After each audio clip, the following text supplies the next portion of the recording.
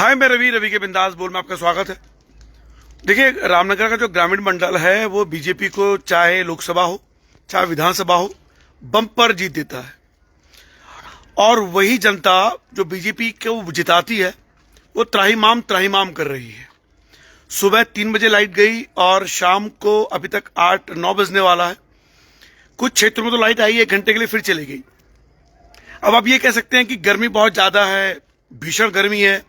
ऐसी भीषण गर्मी में क्या करे ट्रांसफार्मर भी? बिल्कुल सही बात है। लेकिन दोष इस बात का है कि ग्रामीण मंडल में जो लोग पुराने हैं उनका क्या दोष है? ग्रामीण मंडल में जो बिजली की आपूर्ति है वो आपूर्ति पूरी नहीं हो पा रही है। उसके लिए दोषी कौन है? रामनगर का जो ग्रामीण मंडल का क्षेत्र है उसमें देखिएगा तो कई जगह तो बहुत बड़े रिजॉर्ट्स बन गए हैं। उन रिजॉर्ट की जो बिजली की खपत है उसको ग्रामीण मंडल क्यों भुगते? सवाल। दूसरा, जो अवैध कॉलोनियां बना दी गई हैं उसमें जो लोकल व्यक्ति है वो क्यों उसको भुगते? लेकिन क्या करें, तो रामनगर के ग्रामीण मंडल में जहां बीजेपी बम्पर वोट से जीतती है, और देखिए अभी मैंने एक सर्वे किया और एक रिपोर्ट बनाई कि जो चुनाव जो लोकसभा का परिणाम आने वाला है उसमें अनिल बलूनी जी जो नगर से और माधव मंडल में थोड़ा सा कम वोट ला रहे हैं। ग्रामीण मंडल में लगभग 44,000 के आसपास वोट पड़ा है और उस 44,000 में से लगभग 30 से 32,000 वोट बीजेपी को मिलने वाला है। यानी वो जनता जो बीजेपी को बम्पर वोट से जिता रही है उसको त्राहिमाम करना है, बिजली से भी और पानी से भी। आज रात भर लाइट नहीं है। देखिए 9 तपा लगे हुए हैं।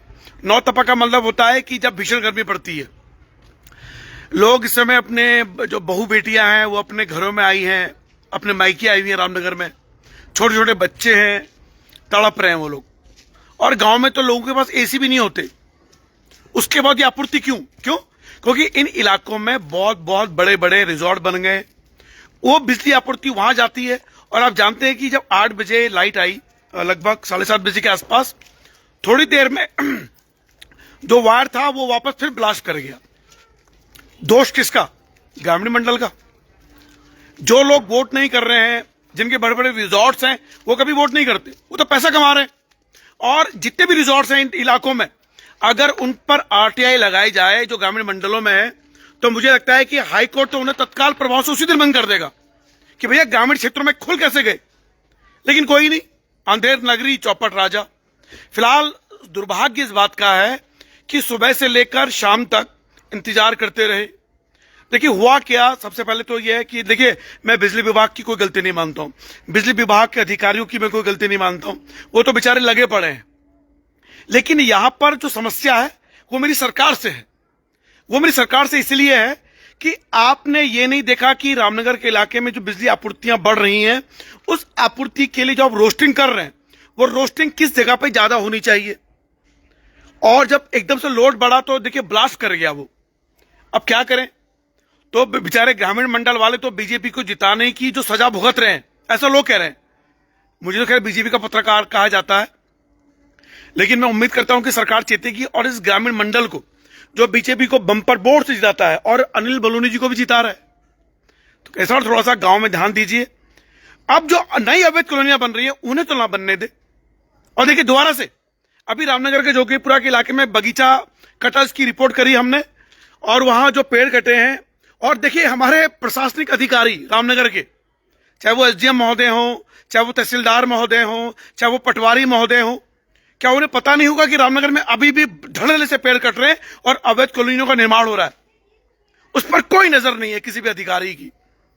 फिलहाल जनता त्रस्त है, नेता मस्त हैं, अधिकारी मस्त हैं, लोग परेशान हैं।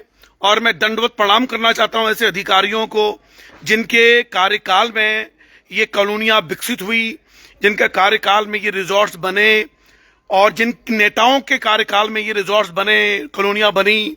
उन्होंने इस बात का कतई ध्यान नहीं दिया कि जब बिजली की लोड बढ़ेगी तो भोले भाले मासूम से लोग जो अपने गांव में छुट्टियां बिताने आए हैं वो क्या करेंगे।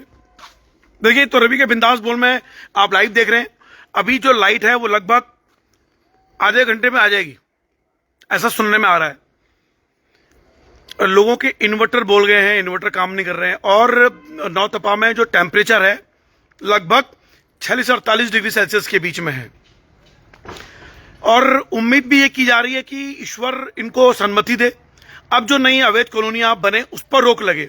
मैं माननीय डीएम महोदय वीरेंद्र सिंह जी को, हम देखिए, मैंने सोचा है कि हमें आरटीआई लगानी पड़ेगी कि किस अधिकारी के कार्यकाल में कितने रिजॉर्ट्स बने, किस अधिकारी के कार्यकाल में अवैध कॉलोनियां बनी, और जिसका लोड जो है वो नहीं झेल पा रहे, की भरमार है।